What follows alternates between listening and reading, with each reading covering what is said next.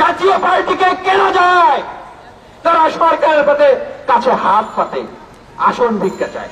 শাহজাহান ওমরের মতো নেতাদেরকে কেনা যায়, সৈয়দ ইব্রাহিমের মতো নেতাদেরকেও কেনা যায়, বর্ষিয়ান নেতারাও কুরবানির গরুর মতো দরদামে ওঠে। কিন্তু এই তরুণ ছাত্র নেতারা, তাদেরকে কেনা যায় না। ছাত্র অধিকার পরিষদের রাজনীতিতে এদেশে একটি সংগ্রামী চরিত্র রয়েছে, যেই চরিত্রটিকে এই সরকার ভয় পায়। এই অঞ্চলের যে রাজনৈতিক সংস্কৃতি, যখনই কোনো আপসহীন নেতার উত্থান হতে থাকে, যখনই কোনো আপসহীন দলের উত্থান হতে থাকে, তখনই তাদের চরিত্রে কালিমা লেপন করা হয়।